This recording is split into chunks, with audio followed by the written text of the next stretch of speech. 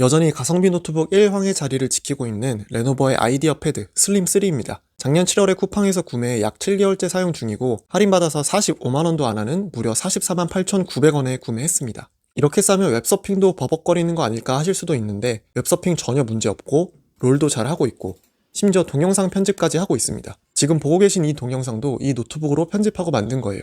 제가 살면서 이렇게 저렴한 PC를 산 건 처음이라 좀 걱정이 됐었는데 직접 써보니까 사람들이 가성비 좋다고 호들갑 떨만한 이유를 알겠더라고요. 근데 물론 모든 면이 만족스러운 것은 아닙니다. 가격을 떠나서 사용자에 따라 치명적일 수도 있는 단점도 두 가지가 있으니 단점까지 모두 자세히 말씀드리도록 하겠고, 그리고 CPU에 따라 제품군이 크게 두 가지로 나뉘기 때문에 간단한 구매 가이드도 영상 마지막 부분에 말씀드리도록 하겠습니다. 먼저 제가 사용 중인 제품의 스펙부터 빠르게 훑어드릴 건데 컴맹이라 잘 모르시는 분들은 그냥 아는 부분만 이해하고 넘어가셔도 괜찮습니다. 리뷰하면서 자세히 설명드릴 거예요.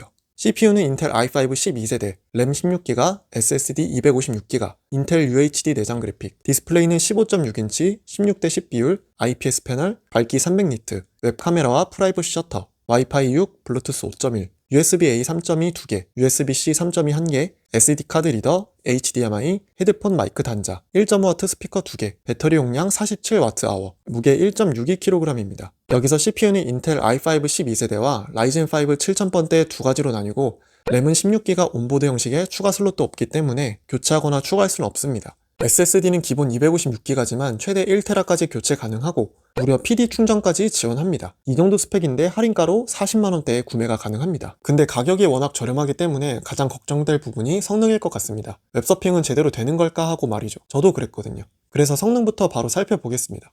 웹브라우저는 메모리 소모가 큰 크롬으로 테스트하였고 편집 없이 네이버, 쿠팡, 챗GPT 그리고 유튜브에 순서대로 접속해보겠습니다. 속도가 어느 정도인지 한번 체감해보세요.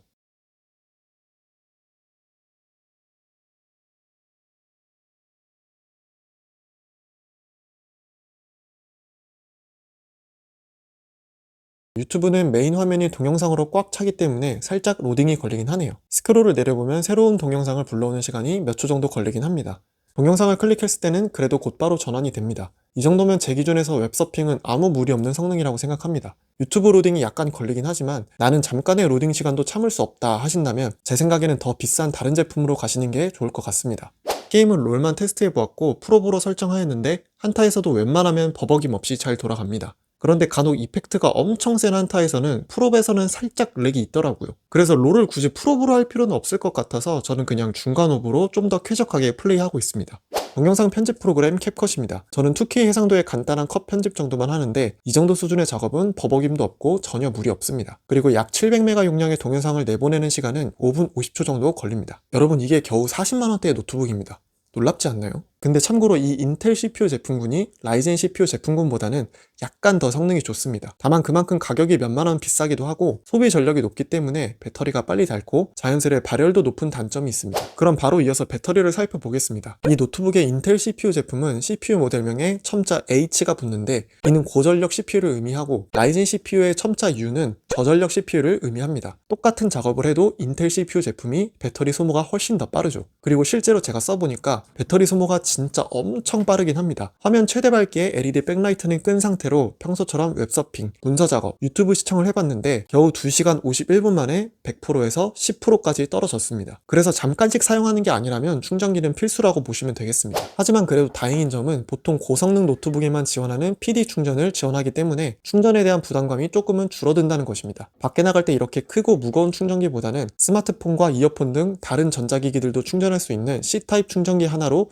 노트북까지 커버할 수 있죠. 대신 65W 이상의 충전기를 사용해야 하니 이 점은 참고 바랍니다. 배터리에 이어 두 번째 단점은 디스플레이입니다. 크기는 15.6인치라 사용성과 휴대성을 함께 챙겼고 화면비는 16대 9가 아닌 16대 10으로 웹서핑이나 문서 작업에 좋은 화면비입니다. 가장 선호할 만한 스펙이죠. 여기까지는 좋은데 문제는 색재현율과 밝기입니다. 보통 좀 좋은 디스플레이라고 하면 색재현율은 NTSC 72%에 밝기는 400니트 이상인데 이 제품은 45%에 300니트입니다. 근데 45%짜리도 막상 써보니까 생각보다 생각했던 것보다 그리 나쁘진 않더라고요. 뭐 넷플릭스나 유튜브 시청할 때도 TV나 스마트폰으로 볼 때와 큰 차이는 못 느꼈습니다. 다만 좀 전문적으로 사진 작업을 하는 등의 상황에서는 적합하지 않겠죠. 그리고 보통 밝기는 250니트는 쓰기 어려운 수준, 300니트는 그래도 쓸만하다, 아니다 300니트도 많이 부족하다, 이런 정도의 평인데 제가 직접 써보니 일단 거의 무조건 최대 밝기로 올려서 사용하게 되고, 햇빛이 많이 안 들어오는 실내 공간에서는 그래도 괜찮은데 햇빛이 많이 들어오는 공간에서는 그래도 쓰기 어려울 정도까진 아니고 그냥 최대 밝기도 살짝 부족하다 느껴질 때가 종종 있는 정도입니다. 그래도 저는 주로 노트북을 사용하는 공간이 햇빛이 많이 들어오지 않고 무드 등을 사용하고 또 메인 모니터가 아니라 서브 모니터 개념으로 사용하다 보니 이 단점은 잘 커버해서 사용 중입니다. 이제 외관과 디자인을 살펴보겠습니다. 무난한 그레이 색상이고 색상과 디자인 모두 그냥 딱 보급형 노트북 수준입니다. 키보드 좌판은 LED 백라이트가 은은하게 들어오고요. 넘버 패드가 있기 때문에 문서 작업도 잘 커버할 수 있습니다. 터치패드는 왼쪽으로 쏠려있는 디자인이고 왼쪽 사이드는 충전 포트, USB-A, HDMI, PD 충전을 지원하는 USB-C, 이어폰 마이크 단자가 있고 오른쪽 사이드에는 USB-A와 SD카드 리더기가 있습니다. 마지막으로 구매 가이드 간단하게 정리해보겠습니다. 보급형 노트북임에도 조금이라도 더 좋은 성능이 우선이다.